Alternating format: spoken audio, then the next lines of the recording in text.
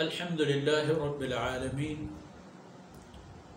والصلاة والسلام على خاتم الأنبياء والمرسلين قائد الغر المحجلين إمام الأنبياء وسيد المرسلين ورحمة الله للعالمين سيدنا محمد وعلى آله وصحبه أجمعين. أعوذ بالله من الشيطان الرجيم. فقال أنا ربكم الأعلى فأخذه الله نكال الآخرة والأولى إن في ذلك لعبرة لمن يخشى. سبحانك لا علم لنا إلا ما علمتنا إنك أنت العليم الحكيم. رب اشرح لي صدري ويسر لي أمري واحلل عقدة من لساني يفقه قولي واجعل لي وزيرا من أهلي رب زدني علما وارزقني فهما. ثم أما بعد. گرامی قدر بھائیوں، بہنوں اور پیارے بچوں، فرعون نے سیدنا موسیٰ علیہ السلام کی لائی ہوئی نشانیوں سے عبرت کے بجائے مزید غرور اور غمنڈ کا راستہ پسند کیا، خود بھی اپنی قوم کو بھی. قرآن کریم نے فرعون کے بارے میں دو جملے عجیب و غریب قسم کے بتائے. دو شیطانی عادتیں فرعون میں تھی. ایک استخف قومہ، فرعون نے اپنی قوم کو بقول عرف عام کی، البتہ معذرت کے ساتھ، فرعون نے اپنی قوم کو الو بنا دیا. ایک ہی. اور دوسری بات یہ یستضعف طائفۃ منہم، اپنی قوم کو طبقاتی طور پر تقسیم کر دیا غلام اور آقا میں. ایک طبقہ بالادست اور ایک طبقہ زیر دست. ایک نسل پرستانہ نظام قائم کیا اس نے.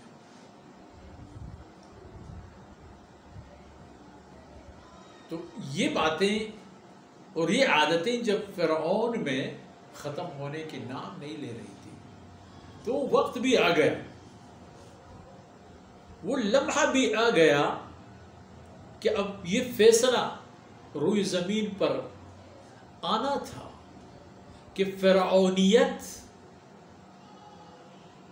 زمین بوس ہو جائے بلکہ دریا برد ہو جائے.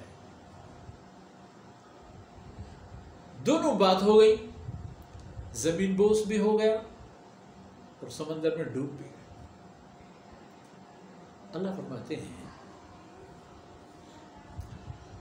جب یہ بکنے لگا کہ انا ربکم الاعلی، میں تو سب سے بڑا رب ہوں، فأخذہ اللہ، پھر اسی موقع پر اللہ رب العزت نے گرفت فرما دی. اللہ نے پکڑ لی، مگر پکڑ کس نکال. نکال اس سزا کو کہتے ہیں کہ جس سے دیکھنے والے بھی عبرت حاصل کریں اور کان پکڑ کر بھاگ جائیں. یہی حشر ہوا فرعون کا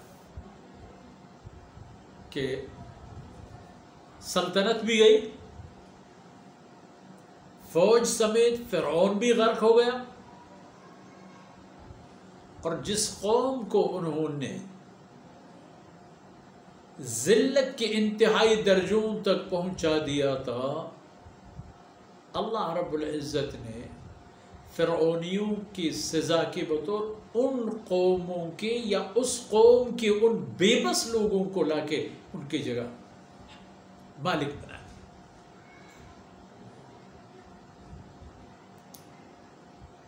سارا مصر ان لوگوں کا ہو گیا جن کی خواتین مجبور تھی فرعونیوں کی باندیاں بن جائیں، نوکرانیاں بن جائیں. ان کے سامنے ان کے بچے پیدا ہوں اور انہیں ذبح کیا جائے. سبحان اللہ. یسومونکم سوء العذاب. کیا بیتے گا انسان پر کہ اس کے بچوں کو کوئی کانٹا چبھ جائے کہ ایک انسان کے سامنے نومولود کو لے کر کے اس کے سر کاٹ دیا جائے. یہ تفریح. فَأَخَذَهُ اللَّهُ نَكَالَ الْآخِرَةِ وَالْأُولَى.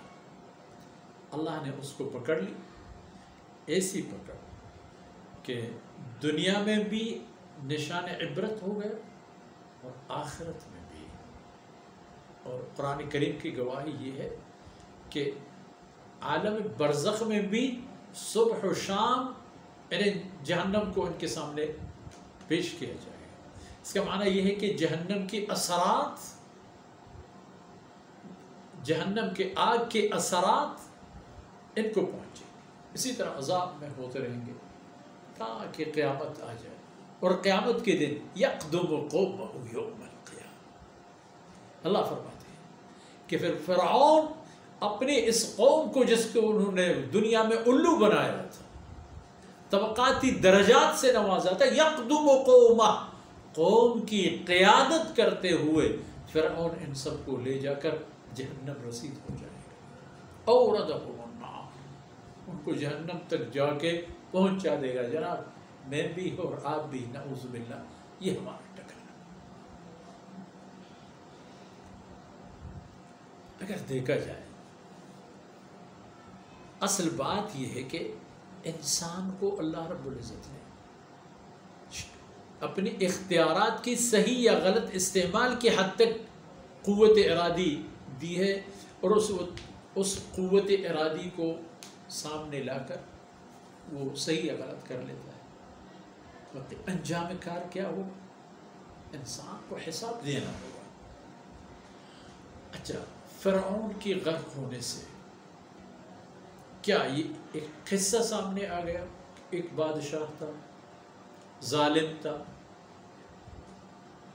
ماہر تھا، اتنا طاقتور تھا، اتنے عرصے تک صحت مند تھا کہ وہ اپنے آپ کو خدا سمجھ بیٹھا تھا.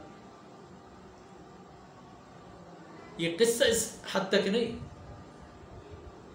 یہ قصہ آگے اگلے آیت میں مذکور ہے کہ حقیقت میں اللہ رب العزت نے فرعون اگرچہ ایک بادشاہ گزرا ہے، ایک طاقتور بادشاہ گزرا ہے، لیکن در حقیقت وہ انسانی ظالمانہ سماج کے ایک طرف اگر دیکھا جائے تو یہ ایک نمونہ ہے اقتدار اور اختیارات کو غلط استعمال کرنے کا، جس کی بنیاد پر اللہ رب العزت کی لعنت اور ناراضگی ان کے شامل حال رہے گا دنیا میں بھی اور آخرت میں بھی.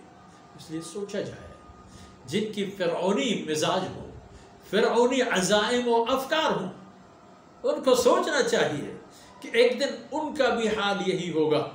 کسی نہ کسی حد تک اللہ رب العزت کسی نہ کسی ایک حقیقی یا فرضی ایک سمندر میں اللہ رب العزت ان کی رعونت غرق فرما دیں گے، اور دنیا میں بھی ان کو اللہ رب العزت بے دخل کر دیں گے. آج کی نشست ان باتوں پر اختتام پذیر ہوتی ہے. انشاءاللہ اگلے مجالس میں یہ بات مزید آپ کی خدمت میں وضاحت کے ساتھ عرض کیے جائیں گے. اللہ رب العزت کی مہربان ذات سے قبولیت کی دعا کرتے ہیں. کوتاہیوں کے باوجود اللہ کی توفیق اور مہربانی سے یہ سب کچھ ممکن ہو رہا ہے. اللہ رب العزت اسے اپنے بندوں کے لیے مفید اور کارآمد بنا دے. صلی اللہ علیہ نبینا محمد وعلی آلہ وصحبہ